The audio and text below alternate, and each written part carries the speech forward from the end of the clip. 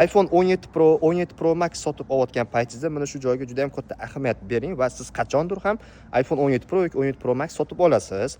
Qaranglar, agarda sizga faqatgina eSIM kerak bo'ladigan bo'lsa, Amerika davlati uchun ishlab chiqarilgan iPhone 17 Pro, 17 Pro Max sotib olasiz. Ya'ni faqat eSIM, faqatgina eSIMda ishlaydi va Kanada davlati uchun va Qatar mamlakati uchun ishlab chiqarilgan, ular faqatgina eSIMda ishlaydi. Ozgina o'zgartirishlar kiritib ketib qolgan, ozgina chalkashli joylari bor. O'shaning uchun men release qilyapman.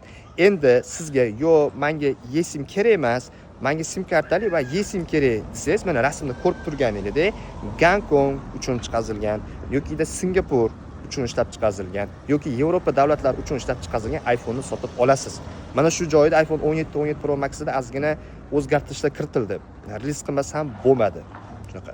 Endi savol berishingiz mumkin, eSIM sotib olgan yaxshimi yoki SIM kartali sotib olgan yaxshimi? Mana rasmda ko'rib turganingizdek, agarda siz eSIM sotib olsangiz, bitta narsadan yutasiz, ya'ni batareykasidan.